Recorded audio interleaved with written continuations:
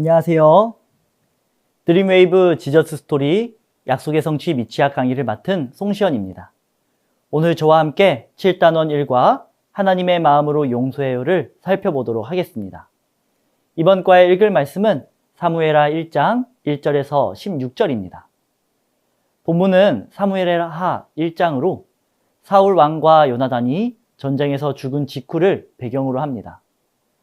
광야에서 숨어 지내던 다윗은 한 아말렉 청년을 통해 사울이 죽었다는 소식을 듣게 됩니다.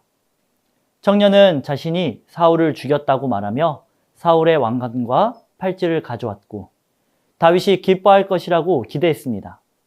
그러나 다윗에게 사울은 단순한 경쟁자가 아니라 하나님의 기름 부어 세우신 왕이었기에 다윗은 그 죽음에 오히려 슬퍼하며 청년을 처벌했습니다.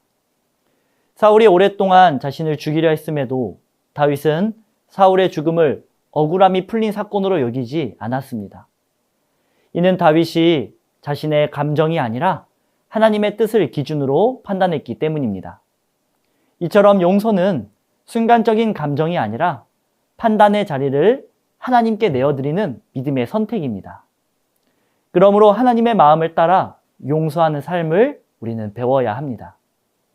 본문의 말씀과 함께 이번 과에서 우리가 기억해야 하는 원 포인트는 하나님의 마음으로 다른 사람을 용서해요 입니다. 저와 함께 외울 말씀을 읽어볼까요? 여호와께서 그 왕에게 큰 구원을 주시며 기름 부음 받은 자에게 인자를 베푸시며 영원토록 다윗과 그 후손에게로다. 아멘. 하나님의 마음으로 다른 사람을 용서하며 살아가기를 소망합니다. 오늘 이러한 내용을 효과적으로 가르치기 위하여 3가지 학습 목표를 기억해야 합니다. 인지적으로는 하나님의 마음으로 용서해야 함을 아는 것입니다. 감성적으로는 하나님의 마음으로 용서해야 함을 믿는 것입니다. 행동적으로는 하나님의 마음으로 용서하며 사는 것입니다. 이번 과에서 우리 아이들이 배우게 되는 교리는 용서입니다. 다윗은 사울 왕으로 인해 많은 고통을 받았지만 사울이 죽었다는 소식을 들었을 때 기뻐하지 않고 오히려 깊이 슬퍼했습니다. 이는 다윗이 자기 감정보다 하나님의 마음을 더 중요하게 여겼기 때문입니다. 용서는 단순히 괜찮다고 말해주는 것이 아니라 판단의 자리를 하나님께 맡기는 믿음의 선택입니다. 예수님도 십자가 위에서 자신을 해친 사람들을 위해 기도하셨습니다. 아이들이 자기 감정이 아닌 하나님의 마음으로 다른 사람을 용서하는 믿음을 갖도록 잘 가르쳐 주시기 바랍니다. 이제 이러한 학습 목표와 교리 내용을 가지고 웨이브 학습 구조에 맞추어 교재의 내용을 소개해 드리도록 하겠습니다. 이번 웰컴 활동의 제목은 친구가 내 장난감을 부순 적이 있나요? 입니다. 아이들에게 여러분, 친구가 내 장난감을 부순 적이 있나요? 라고 질문하며 대화를 시작해 주세요.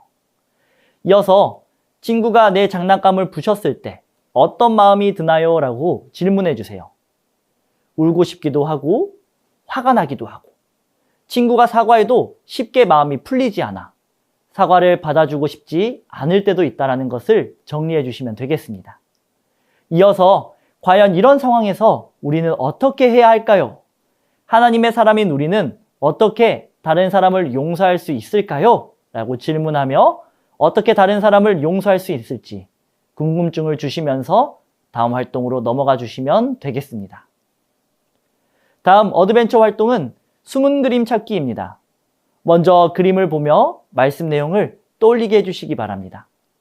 아이들이 이해하기 쉽게 성경 이야기를 다시 들려주세요.